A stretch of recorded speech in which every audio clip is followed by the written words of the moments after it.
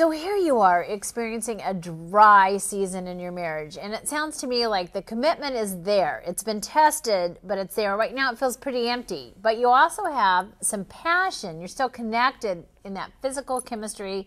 The passion keeps you together, but when it comes to the emotional part of love, that sense of intimacy and like our lives are intertwined, not a lot there. You've grown overly independent. It's important that you highlight those three ingredients, because that's what research out of Yale University is saying these days. These three ingredients: passion, intimacy, commitment. These are three of the most important ingredients for romantic love for a married couple. And here you are, you have commitment, and maybe you feel like you're just barely hanging on to commitment. Maybe it's just by your fingernails that you're still holding on, but you got that, a little bit of it. And then you got passion. It sounds like there's actually quite a bit of passion in your relationship, but it's the intimacy that has dried up. That doesn't mean the relationship is dead. It may not feel fulfilling, but it doesn't mean the relationship is dead. It just means that relationship needs to be revived in certain vital components. Yeah, and you can cultivate intimacy. Here's the honest truth. Every relationship has seasons. There is an ebb and flow to love.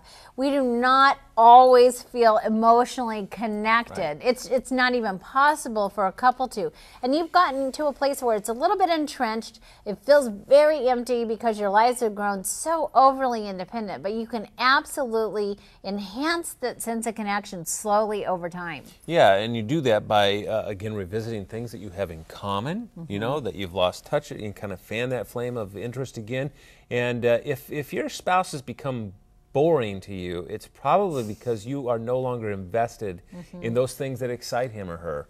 And so it's really important to kind of focus on that again too. But yeah, one of the things you can even do if you're feeling kind of distant from each other is sit down. I mean, we kind of have a tradition where we'll do this once a year, and we'll kind of think, okay, what are our goals for the year? If we're going to improve this relationship even just 10%, what's something we could do? I mean, and stuff comes out of it. Like one year, we just made a commitment. We're going to walk together every day. Right. Every day. Right. It wasn't easy.